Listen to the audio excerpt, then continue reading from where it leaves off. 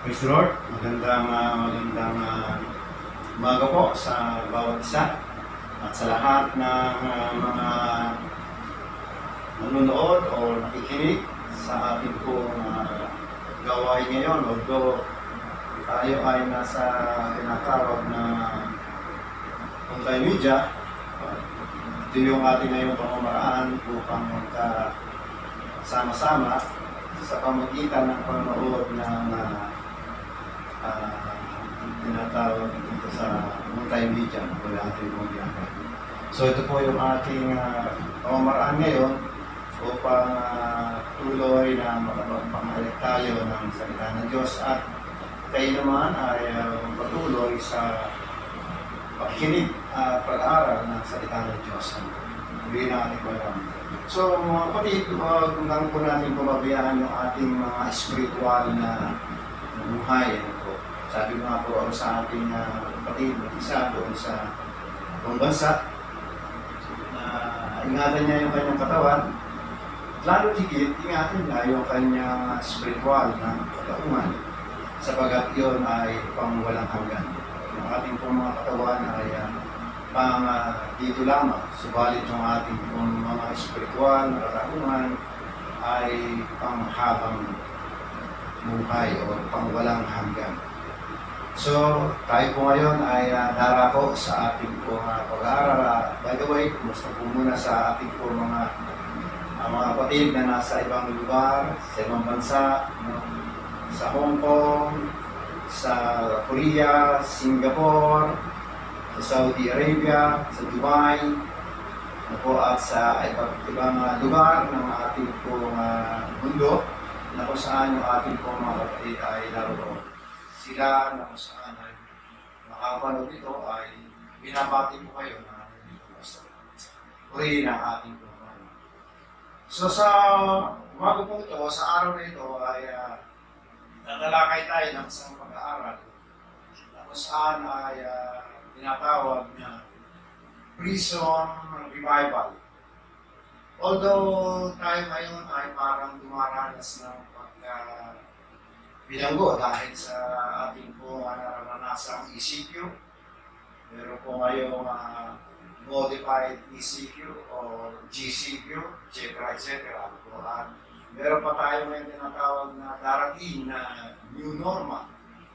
At kung ano itong new normal na ito ay ito po yung ating mararanasan hanggat hindi pa po nakakatuklas ng vaccine laban po dito sa tinatawag na coronavirus.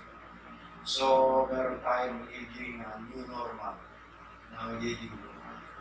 Sana po ay maipsya na ito mga COVID na ito. Kasi nga po, hindi na tayo magkaroon ng pagkakataon magkasama-sama dahil pinapabawal ang mass gathering.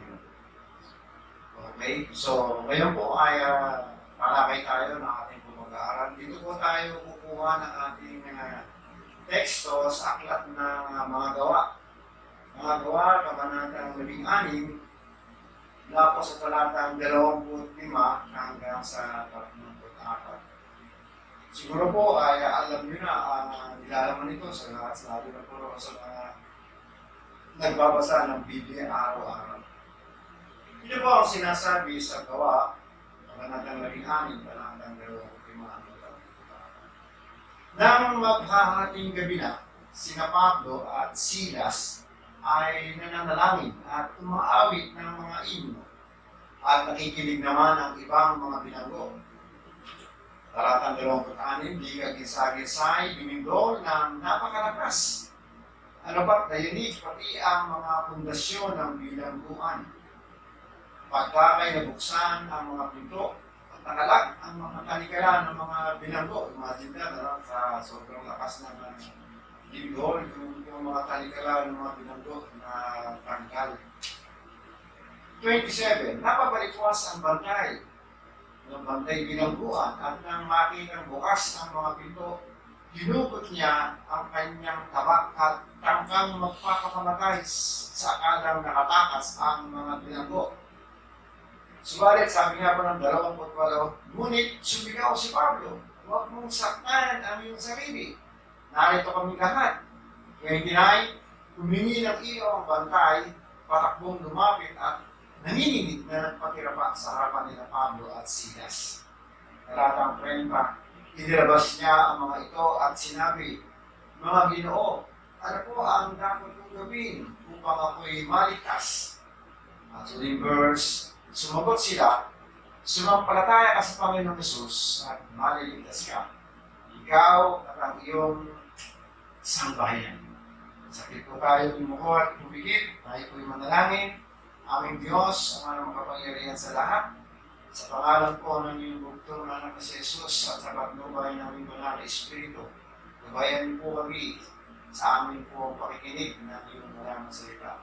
Dalangin ko, Panginoon, ibukas mo ang puso at isipan ng bawat isang nanonood o nakikinig ng iyong mga salita.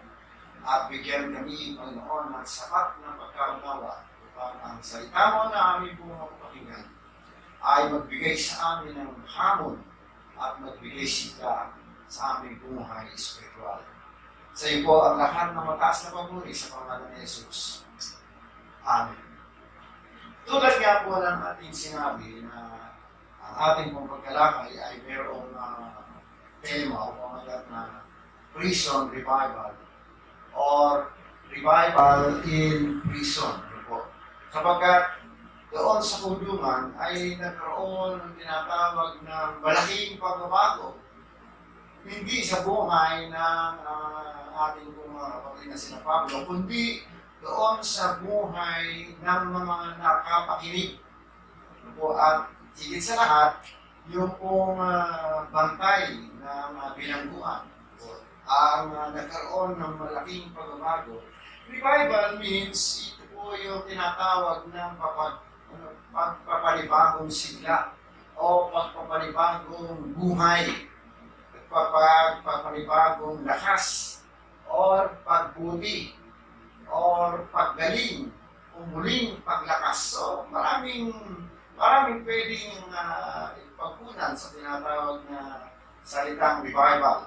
So ang revival ay isang kasiglahan, isa pang kasiglahan sa buhay ng isang mananampalataya at sa loob ng buong iglesia. Kapag nagkaroon ng revival ay malaking impact ang mangyayari po. So tayo ngayon mga Kristiyano ay nangangailangan tayo ng revival dahil sa mga nangyayari sa atin. Maaari ang iba natin mga kapatid ay dahil nga po sa mga lockdown, mga quarantine, home quarantine na kinakailangan lagi tayo nasa loob ng bahay. Meron pa tayo tinatawag na kakaharapin mga bagong pamumuhay. So maaari iba sa atin ay nagkakaroon na ng pagpapabaya sa ating buhay espiritual. Kaya kinakailangan ito ay ma-revive, mabuhay muli. Ito nga po yung sabi ko noong nakaraang pag-aaral, doon po sa ating share sa our daily bread or the breakthrough, sa yung ating po mga pagpapanood gabi-gabi. Sabi nga po natin ay isang problema rin sa mga pastor ngayon, baka yung po mga members ay nagkaroon na ng pagpapabaya sa kanila pong buhay spiritual. Kaya ito yung parang dilema. Dahil pagka nagkaroon muli ng back to normal na naman tayo, ay tayong iba ay ipapalo pa natin o hanapin pa natin kung nasaan na sila. So dapat tayo ng mga Kristiyano ay laging nag-aantabay na kung saan pagbabalik ng normal ay hindi na kailangan pang tayo ay sunduin o kundi tayo ay may kasabikan na muling magkasama-sama. Okay, kaya tingnan natin itong revival na ito na dapat na maranasan ng bawat isa. Magkaroon tayo ng revive o ma-revive tayo sa ating tinatawag na complacency ng ating buhay spiritual para maging content na tayo, parang wala na tayong agam-agam. Pero ang totoo, nagkakaroon tayo ng pagmamaya sa ating buhay spiritual. So, una, tingnan natin, pag-aralan natin itong tinatawag na revival ito. Revival, sabihin, minsan ito ay pagbuti o minsan kaguluhan. Alam nyo kasi saan man mapunta o kahit saan mapunta si Pablo, laging mayroong alin sa dalawa, kaguluhan o kaayusan o revival. Ano po? So, ang kakaiba lang dito, ang kabutihan kanyang dala-dala, minsan ay nagdadala sa kanya ng sa kulungan. Yung kabutihan ng dala-dala ni Apostol Pablo ay minsan nagdadala sa kanya sa kulungan at kaguluhan minsan naman sa templo. Ano po, aking titingnan yung storya ni Apostol Pablo kung aking makikita. Ano po. Subalit, hindi ito ang ninanais ni Apostol Pablo. Hindi, ang nais niya ay mabigyan sila ng pag-asa tungkol sa kanilang buhay. Kaya, para ma-revive sila sa tinatawag na kanilang kalagayan. Kasi, revival means yung para bagang sa mga doktor, no, yung mga dinadala sa emergency, mga pasyente na dinadala sa emergency, ang ginagawa raw kapag ang mga mayroong mga problema o yung mga buhay, nire-revive. No, nire-revive ng mga doktor. So kapag ka na-revive, nababalik yung buhay. So ito yung nais ni Pablo na yung mga buhay spiritual ng mga tao na wala pagkakilala sa Panginoon ay ma-revive. So, sa teksto nito, pareho yung nangyari. May masama at mabuting nangyari. Masama para sa Apostol Pablo, no? Pero kung ating titingnan, hindi naman ito yung kanyang nais. No? Pero nakabuti naman ito para sa iba. Para sa iba. So, pagpapanibagong sigla, revival, sa di pangkaraniwang pagkakataon. Ito yung nangyari, no? Sabi nga po, yung revival na nangyari ay yung tinatawag ng pagkakataon na kung saan na hindi inaasahan. No? Una, ang revival ay may pagkakataon dumarating sa di karaniwang lugar at oras o pagkakataon. So, at ito ay pagpapala para sa isang iglesia na na-revive. Sabi nga po natin kanina, kapag ang iglesia ay na-revive, yung kabuuan ng miyembro, hindi lamang mga individual, kundi yung kabuuan ng iglesia ay na-revive o sumiglang muli. Ang mga miyembro ay magkakaroon ng tinatawag ng siglakas spiritual. Ibig sabihin, ay magsisikilos ito kusa. Magsisikilos ito kusa. So, pag-aralan natin kung ano ang ating dapat gawin para makalaya at sumigla ang ating buhay spiritual. Sa panahon ng ngayon ng enhanced community quarantine, modified enhanced community quarantine, or general community quarantine at ito tinatawag na new normal na darating sa ating lahat. Hanggat walang vaccine na na-invento, tayo ay haharap sa tinatawag na new normal. Pag-aralan natin. Una, tingnan natin. To Christian in real prayer. In real prayer. Sabi ng verse 25, ano po, sabi riyan ng ating binasa, nang maghahating gabi na, sina Pablo at Silas ay nananalangin at umaawit ng mga himno at nakikinig naman ng ibang mga bilanggo. Hallelujah! Purihin ang ating po Panginoon. Saan man kasi sila, tinatawag na makita, itong dalawang ito ay palaging nananalangin. Kailangan talaga natin manalangin ng tunay na panalangin. Sabi, to Christian in real prayer or real prayer. Si Pablo at si Silas ay nananalangin. Ang kanilang panalangin ay tunay yung kanilang pagluhod, tunay yung kanilang pagdulog sa Diyos. Sabagat, hindi naman katakataka na sila ay nananalangin dahil mga Kristiyano. So, dapat ang mga Kristiyano at mga kapatid ay nananalangin. Amen. Nananalangin. Sabi nga natin, kapag ang isang tao lalo kung Kristiyano ay hindi na nanalangin, ang ibig kong sabihin noon ay hindi mo kailangan ng Diyos. Sapagkat hindi ka humihingi ng gabay sa Diyos. Hindi ka humihingi ng tulong ng Diyos. O hindi ka humihingi ng patnubay ng Diyos. Kung kaya, sabi nga po natin, kapag hindi nananalangin ng isang tao, na hindi niya kailangan ng Diyos. Marahil, hindi niya kailangan ng Diyos. Pero, kung ikaw ay Kristiyano, dapat lagi ka nananalangin. Kung kaya, hindi ka takataka, itong si Pablo at si Silas, ayaw na nanalangin. Alam niyo mga kapatid, pinagpapala ang mga nasa pagdurusa. Sila Pablo kasi nasa panahon ng affliction. Doon sila ay nananalangin dito. Imagine that, nasa loob sila ng kulungan. Sapagkat sabi nga po, sa kabila ng kanilang pagdurusa, patuloy pa rin sila sa pananalangin. Alam nyo, itong dalawang ito, bago pa dumating yung trouble sa kanila, nananalangin na rin sila. Nananalangin na rin sila.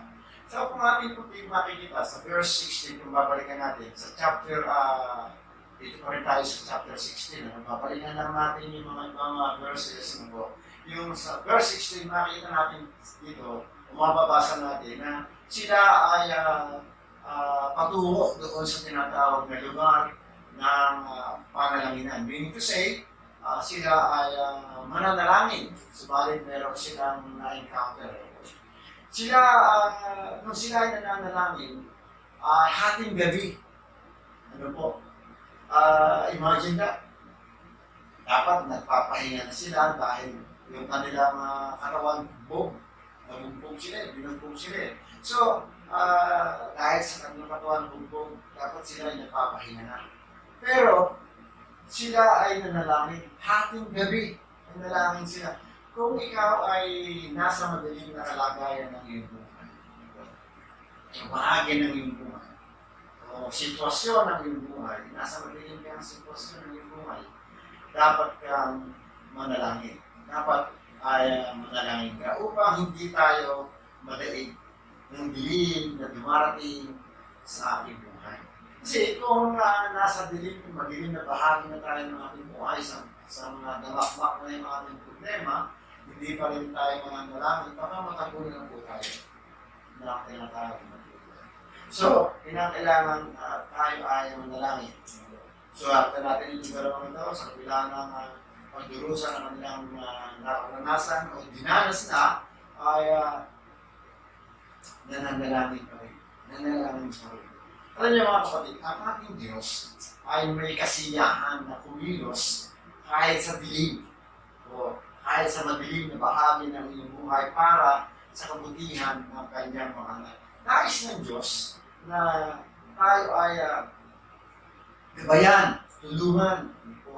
At kung tayo ay dudulog sa Kanya, sa kabila ng ating mga maraming problema, hanapin pa rin natin ang Diyos.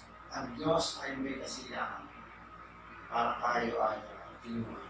Alam niyo mga kapatid, ang panalangin, ang pundasyon o ang siyang pundasyon ng pagpapanibagong sigla o revival.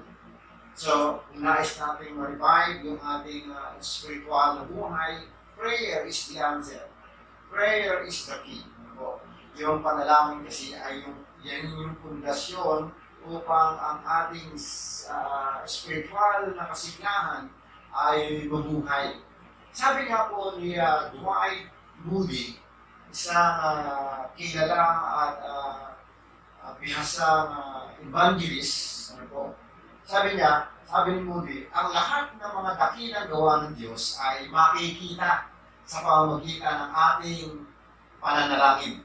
Makikita raw ito sa pamamagitan ng ating pananalangin. Therefore, kailangan tayo ay manalangin. Kasi kung meron tayong gusto maabot, ma-achieve, sagot ng Panginoon, prayer is the key. Kailangan natin manalangin. Kaya, ang panawagan natin sa mga churches, sa iglesia, sa mga Kristiyano, sa ating lahat, ay prayer. Manalangin. Malay natin, o malay mo, baka ikaw ang maging susi para yung pangangailangan ng iba, dahil sa iyong kapapanalangin sa kanila, ikaw yung naging susi para yung kanilang mga pangailangan ay maabot. Paano ba sila manalangin? Tingnan natin. Paano ba manalangin sila Silas at Pablo ng mga sandaling ito? Paano ba sila manalangin? Una, napakita natin ito, they pray specifically. Nananalangin sila specific. Ibig nga sabihin, kailangan kung meron tayong gustong sabihin sa Diyos, sabihin natin specific. And then, isa pa, they pray believingly. Kailangan, kapag tayo pala ay mananalangin, meron tayong pananampalataya o paniniwala na yung ating panalangin ay makakarating sa Diyos o makakaabot, masasagot niya o sasagutin niya.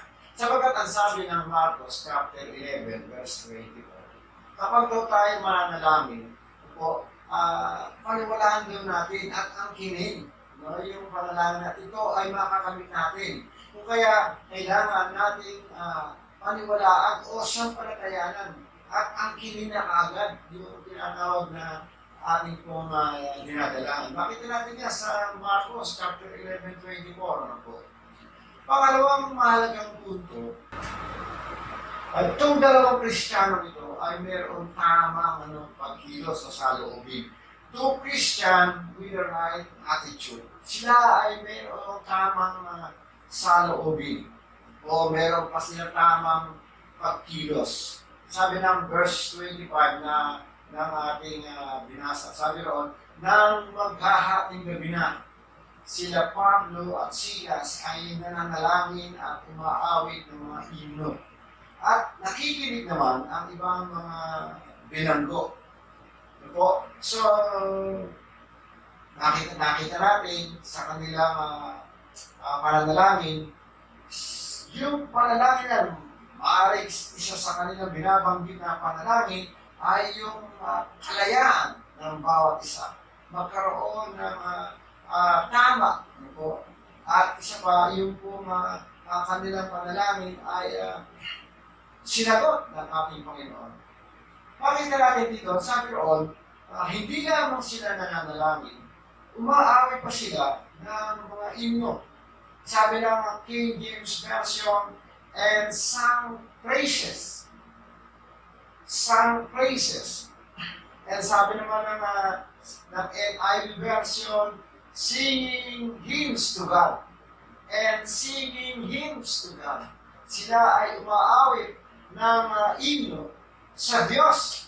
Para sa Diyos. At sabi ng mabuting balita, sabi po riyan, umaawit ng mga himno. Umaawit ng mga himno. Ang panalangin o pananalangin ay hindi kakaiba.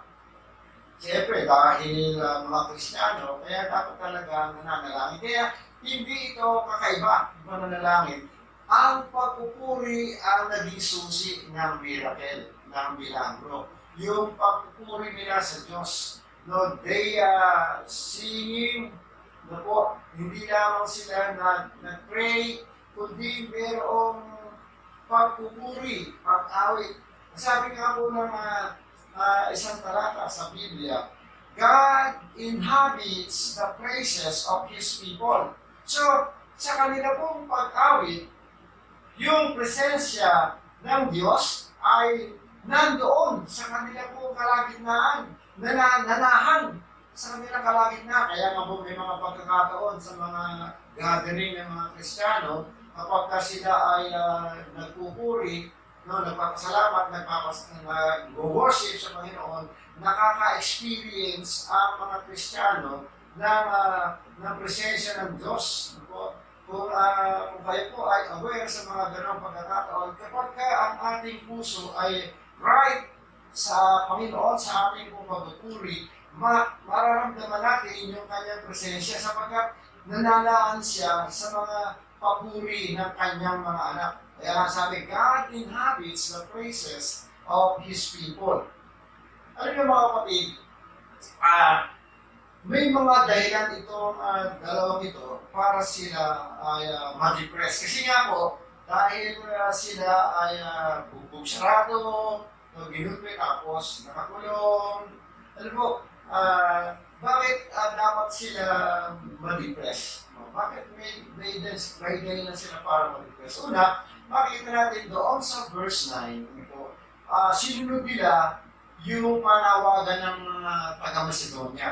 Kasi sa verse 9, meron doong panitain si Apostol Pablo. Nagkaroon si Apostol Pablo no, gabing iyon, sabi ng verse 9, sabi doon, kinagabihan, nagkaroon si Pablo ng isang panitain. May isang lalaki taga-Macedonia nakatayo at namamanhid sa kanya, nakikiusap baga. Nasabi ng pakiusap, tumawid po kayo rito sa Macedonia at tulungan niyo kami. Dito po, sinasabi ng mga eksperto o sinasabi ng mga Bible scholar, panawagan ito para ipangaral ang mabuting balita sa kanila.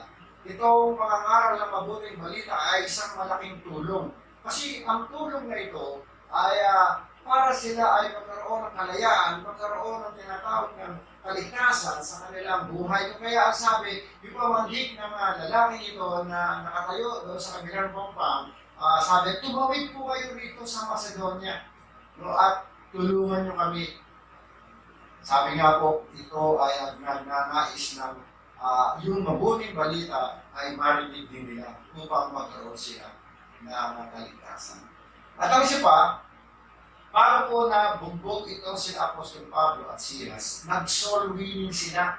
Nag-soul winning sila. Ang na-soul winning nila dito ay sila, kung mababasa natin yung verse 14 hanggang verse 15 ng chapter 16 ng mga gawa, no, dito ay yung pong sila Lydia, yung pong mga babae roon na kanilang nakausap po. Sabi dito, sabi ng verse 14 and verse 15, kabilang dito ang isang nagngangalang Lydia, taga Tiatira, at mga kalakal ng telang purpura. Siya ay may takot sa Diyos. Binuksan ng Diyos ang kanyang isip at naniwala sa pinangangaral ni Pablo.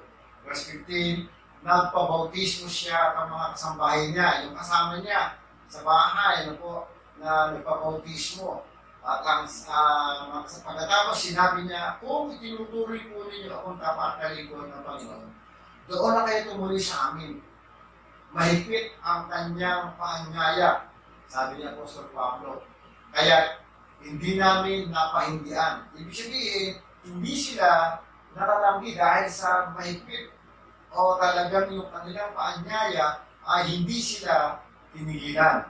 So, bago sila nabubog, nakulog. Ito yung mga eksena na nangyari. And then, kaya sila nadala sa kulungan at nabubog ng gusto ay noong na-encounter nila yung tinatawag na yung babae na possess, na demon possess. Yung demon possess ng babae ito, no, nakakapanghula itong babae ito na kung saan ay kinokontrol siya ng demonyo kung kaya siya ay napagkakakitaan o yung kanyang amo ay kumikita sa kanya ng malaki dahil nga po sa ginagawa niya. So naging sensitibo itong si Pablo at Silas sa pangangailangan ng babae ito na demon possess at nakalaya ito. Sapagkat lagi silang sinusundan ng babae na kung saan ay sumisigaw na ang mga taong ito ay lingkod ng Diyos, na lingkod ng kataas-taas ng Diyos. Nagpapahalig sila ng magandang balita. So, siguro, sabi kasi ng Bible, itong si Pablo ay nainis. Kasi nga ay nakulitan. Kung kaya pinalayas nila, kasi nakita nila, hindi naman talaga yung babae, kundi yung kumukontrol sa babae. Gusto kasi nilang inisin si Apostol Pablo at si Silas. Pero dahil nga sa nangyari yun, pinalayas ni Apostol Pablo yung demonyo na nasa katauhan ng babae. Kung kaya, dahil nawala na yung karunungan ng babae para makapanghula, yun ang naging sanhi ng pagkakabilanggo ni Apostol Pablo at pagkakabugbog. Binugbog sila. Marami nang maipinaratag. Kaya nagkaroon sila ng problema. Siguro kung yung iba ang gumawa noon, yung gumawa ka na ng mabuti, po, pero in the end, nagulpi ka pala. Nagulpi ka pa. Kaya siguro sa iba, baka madismaya na sila. Maaaring isipin na hindi na kami mangangaral, hindi na kami magtuturo. Pero si Apostol Pablo at Silas ay hindi sila nadismaya. O kaya nga sabi ko, gayon pa man, si Apostol Pablo at Silas, kahit ganoon yung nangyari sa kanila, nagpuri pa rin sila sa Diyos. Nagpuri pa rin sila sa ating Diyos. Ano ang ginawa nila? Instead na kung saan ay yung nangyari sa kanila ay isipin nila at magkaroon sila ng tinatawag na emotion na parang magkaroon sila ng kahabagan sa kanilang sarili, no? Para maawa sa sarili nila dahil sa nangyari sa kanila. Pero mga kapatid, instead na ganoon na mangyari, itong dalawang ito, nagpuri pa rin sila sa Diyos at hindi nila inisip o hindi binaliwan nila yung nangyari sa kanila. Ano kanilang ginawa? Nag-focus sila sa kapangyarihan ng Diyos, hindi sa kanilang problema. Hindi doon sa problema kanilang naranasan, kundi nag-focus sila sa kapangyarihan ng Diyos. Naniniwala sila at alam nila na kung saan kaya silang palayain ng Diyos. Doon sila nag-focus, hindi doon sa tinatawag na kanilang naranasan, kundi kung ano yung pwedeng gawin o magagawa ng Diyos sa kanilang buhay. Doon sila nag-focus, doon sila naging sensitibo, yung kanila po mga isipan, hindi mga problema na kanilang nararanasan, kundi naniniwala pa rin sila na kaya silang palayain ng Diyos. Sa kabila ng pagkakakulong nila, kabila ng mga sugat, dahil sa bubog, sa loob ng madilim na selda, kinilala pa rin nila si Jesus na sa kanilang buhay. Hindi nawala sa kanilang kaisipan na ang Diyos na kanilang pinaglilingkuran ay buhay. Amen. Kung kaya, yung focus nila, hindi inalis sa ating pong Panginoon. Sinasabi rin ng Bible, looking unto Jesus, the author and finisher of our faith. Lagi tayong tumingin sa ating pong Panginoon. Lagi natin tingnan ang ating pong Panginoon. Hallelujah. Ito yung kahalagahan ng pagpupuri sa Diyos. Kapag nagpupuri tayo sa ating Panginoon, yung mga kahinaan na ating nararanasan, nagkakaroon ng kalakasan. Sapagkat sinasabi ng Pilipos chapter 4, verse 3, or 13, no? We can do all things through Christ.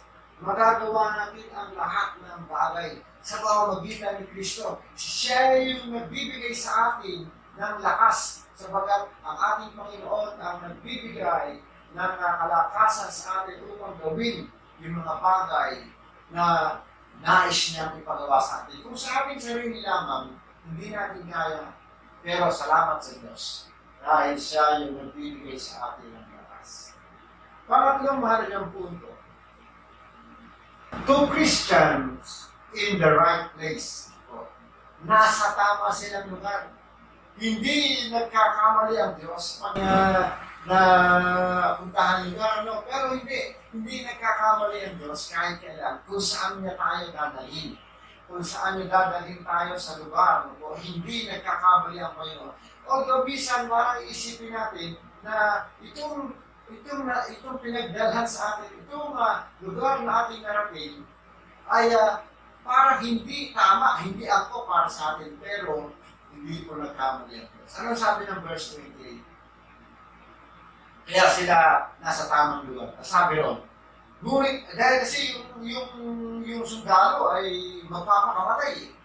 Kasi nga po sa kanila, kapag ikaw ay bantay sa kulungan, at ikaw ay natakasan, ang magiging kapalit noon ay ang iyong buhay. O kaya, ang gagawin ng sundalo, talagang dito naman ako mapupunta dahil natakasan ako ng mga bilanggo, dahil yumanig, kahit anong gawin niya siguro pa, explanation o pangangatwiran sa kanyang superior, lumindol eh. Nag-iba yung mga kulungan, kaya nakatakbo yung mga bilanggo. Hindi. O kaya, kahit anong kanyang katwiran, talagang papatayin siya ng kanyang superior. Kaya, kunyuhan niya yung kanyang tamak, papatayin niya na, sasaktan niya na yung kanyang sarili. Pero ano ang ginawa ng dalawang Kristiyano nito si Pablo at Silas? Ano sabi ng verse 28? Sumigaw si Pablo, huwag mong saktan ang iyong sarili. Narito kami lahat. Ibig sabihin, walang tumatakas o walang nakatakas. Kung kaya, dahil sa pangyayari yun, itong gwardiya ay nagulat dahil inakala niya, itong mga bilanggo na ito ay nagsitakas na. Kasi dahil sa lindol, meron silang pagkakataon para tumakas. Pero hindi nila ginawa. Hindi ginawa ng mga bilanggo. Nakita ko rito, mga kapatid, biglang nag-spark sa akin ngayon na itong mga sundalo at itong mga bilanggo, noong nananalangin si Pablo at si Silas, at umaawit ng mga himno, maaaring yung kanilang mga pangusap ay tumitimo doon sa mga bilanggo. Instead na itong mga bilanggo ay tumakas na dahil nakalagna, nabuksan na yung mga pintuan ng bilangguan, may pagkakataon silang tumakas, pero hindi nila ginawa. Imagine that, yung pagkilos ng banal na espiritu ng mga sandaling iyon, kasi sa mga magitan ng pagkilos ng banal na espiritu na yanig, nauga ang lahat sa presensya ng Diyos na naroon. Kung kaya itong mga bilanggo na ito, naka-experience na tinatawag ng revival sa kanilang buhay. Na-revive yung kanilang buhay pisikal. At napunta sa tinatawag na buhay spiritual. Kung kaya napunta sila sa tinatawag na buhay. Hallelujah. Kaya itong mga bilanggo, naapektuhan ng pananalangin nila Apostol Pedro o ni Pablo. Maaaring sa kanila panalangin ay sinasabi nila sa panalangin nila, Panginoon, na mabuksan ang puso at isipan ng mga bilanggo na aming kasama at makakilala sila sa iyo. Sa mga pananalangin na iyon ay maaaring itong mga bilanggo ay nabuksan ang kanilang mga isipan. So kaya itong bantay jail guard na ito, bantay sa kulungan, natakot, subalit nagpatira pa kay Pablo. Bantay na ito na natakot dahil sa tinatawag na pangyayari. Pero nagulat itong bantay na ito sa sinabi ni Apostol Pablo na hindi sila tumakas. Kung kaya nasa right place itong dalawang Kristiyano nito. Nasa right place sila. Parang ikaw, nasa right place ka kapag ikaw ay may kaugnayan sa iyong iglesia pinupuntahan o pinagsasambahan ito. Nasa right place ka kapag yung church na iyong pinupuntahan ay nandun ka every Sunday. Dapat nandun ka every Sunday kung kaya nandun ka sa right place.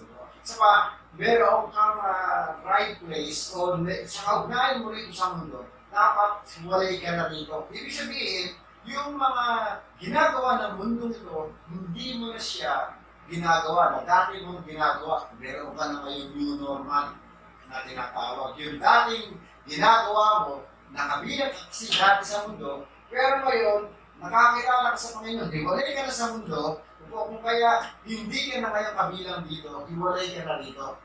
Yung meron ka na tinatawag na ibang kaugnayan, hindi ka na nakaugnay sa mundong ito, ikaw ay hiwalay na sa mundong ito.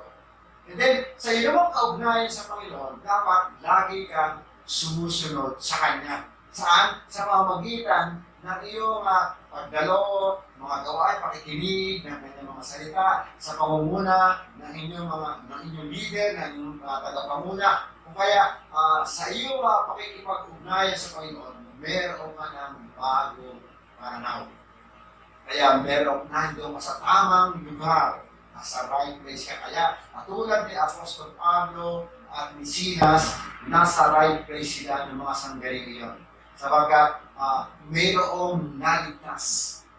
Mayroong naligtas. And then, panghuli, pang-apat, letter D, pang-apat, at dito na tayo magtatapos na po. Sabi niya, to Christian with the right message. Dapat tayo mga Kristiyano ay laging mayroong tamang mensahe para sa mga tao sa ating paligid. Meron tayong dapat na laging naibabahagi sa kanila na tanging mensahe upang sila ay magkaroon ng kaligtasan. Ano sabi ng verse 31? Ang sabi po roon, tingnan natin, verse 31. Sabi po ng verse 31. Sabi roon, ito po ay isang katanungan. No?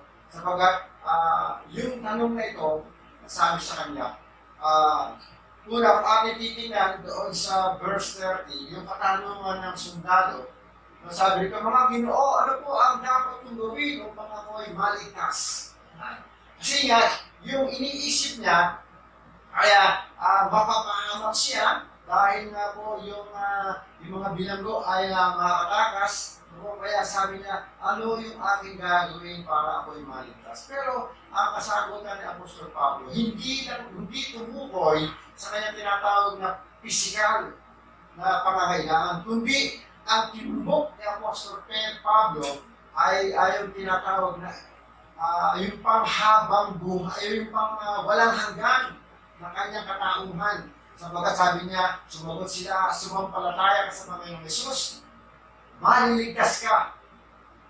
Ikaw at ang iyong sambahayan. Napakagandang kasagutan nito. At yung pong katanungan na ibinato sa kanila ng tinatawag na bantay bilangguan, pagtanong kung paano siya maliligtas, sinagot siya ni Apostol Pablo, the right message, yung tamang mga pangusap upang ang sundalo ito o ang bantay na ito ay magkaroon ng tiyak na kaligtasan.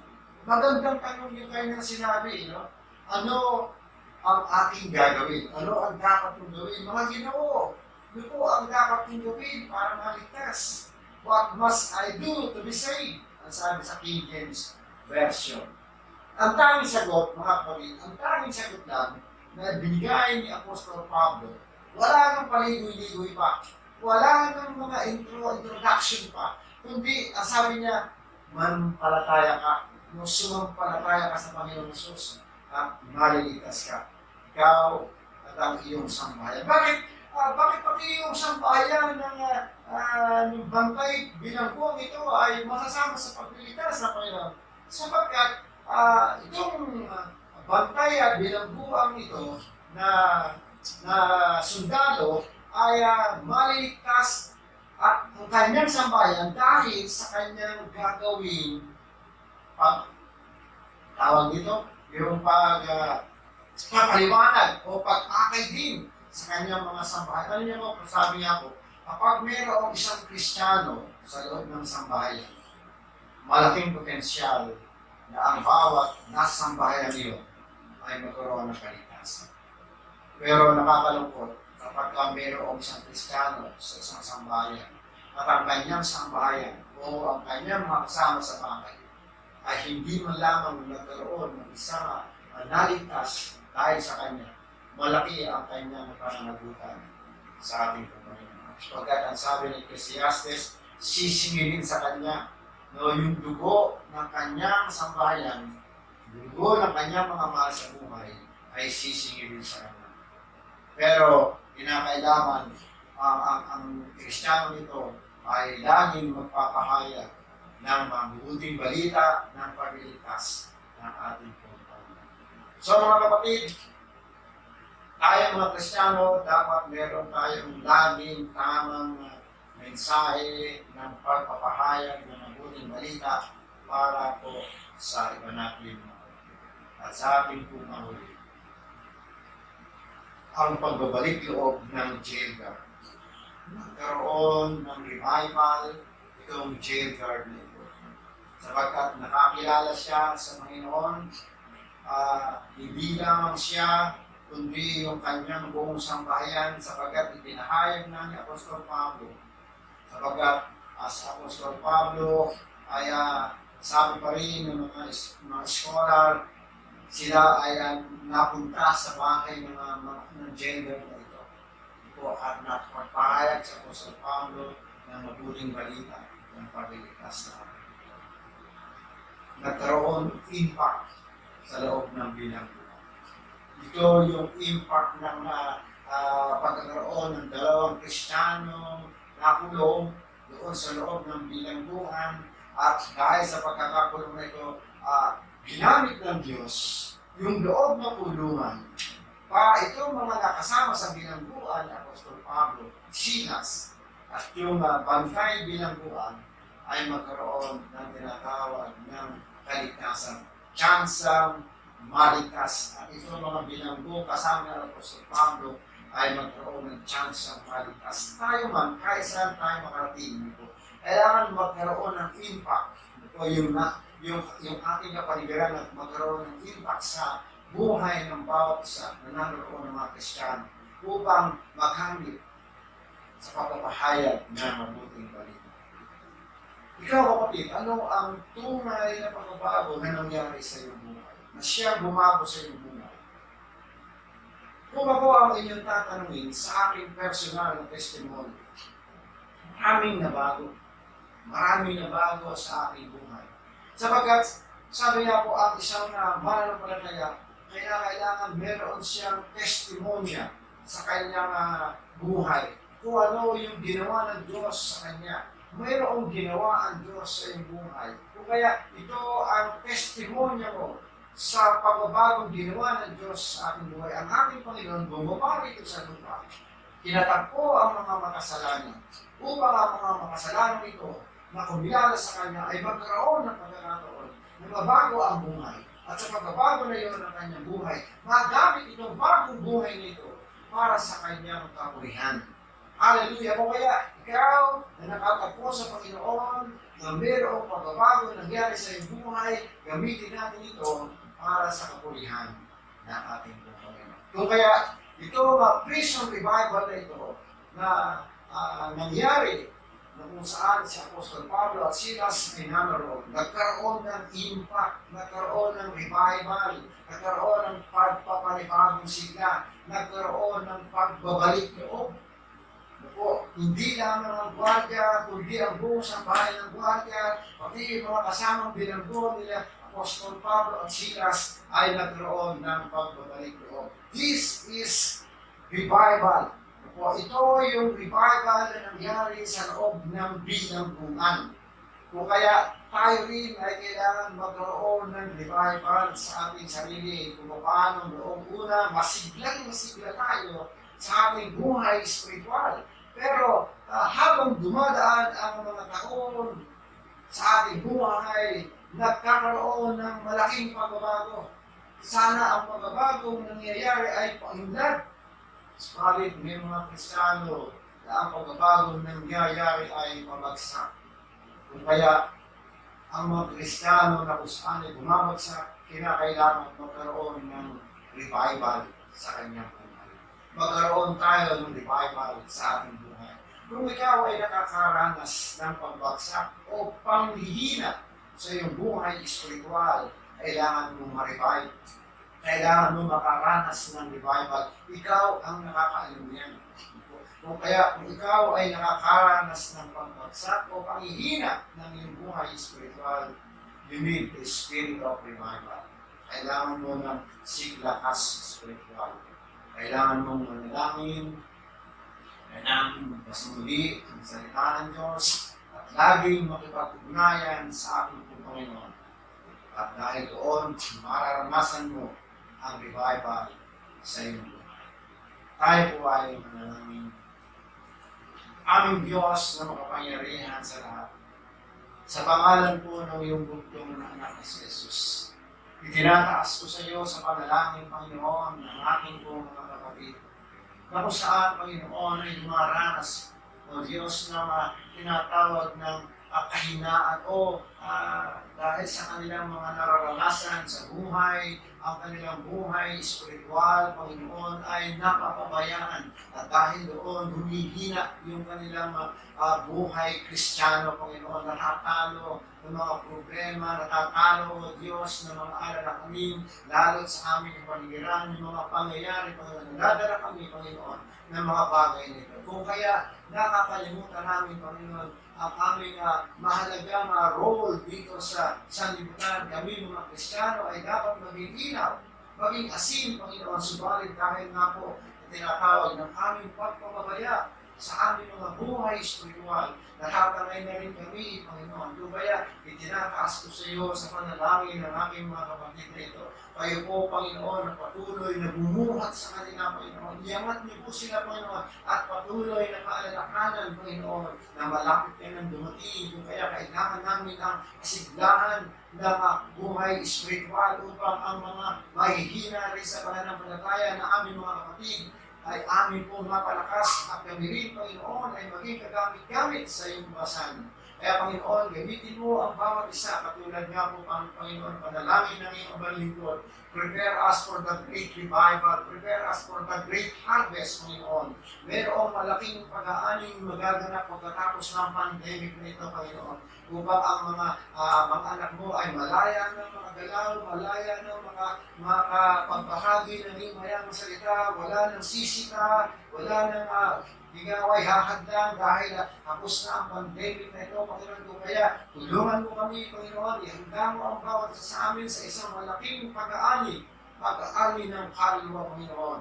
Lord God, salamat po, purihin ang iyong dakilang pangalan. Salamat sa kasiglahan, Panginoon, ng Espiritu, sa revival, Panginoon, na mararanasan o nararanasan ngayon ng aking mga kapatid na ito. Tulungan po kami, Panginoon, patuloy mo kami po palakasin ng iyong banal na Espiritu. Hindi po namin kaya, Panginoon, kung sa amin galang sarili naman, kung kaya kailangan namin ang tulong ng iyong banal na Espiritu. Father God, tulungan mo po kami, tulungan mo po kami, tulungan mo po kami. Hallelujah. Purihin ka, O Diyos, sambahin ng iyong dakilang pangalan. Patuloy po namin dalangin ang pagbuti ng aming sitwasyon sa aming bansa, hindi lamang sa aming bansa, hindi sa buong sanlibutan, Panginoon, na ang pandemic ito ay magkaroon na ng kalutasan. Sa pangalan ni Jesus, sa pangalan ni Jesus. Lord God, tulungan na po ang aming bayan, tulungan na po ang aming presidente, 10 ng mga cabinet members, mga senator, mga congressman, magkaroon ng pagkakaisa kung paano itataas, Panginoon, muli ang aming bansa, Panginoon. Magkaroon ng magtulong-tulong, Panginoon. Yes, Lord God, ang bayanihan tinatawag ay magkaisa ang bawat isa. Yes, Lord, magtulungan ng bawat isa upang ang pangangailangan ng sambayan ng Pilipinas, Panginoon, ay matugunan, Panginoon, ng aming pong presidente, Panginoon. Tulungan po siya, Panginoon, sa pangalan ni Jesus, sa pangalan ni Jesus. Ito ba ang aming panalangin? All glories and honor and praise belongs to you, Jesus. Amen and amen.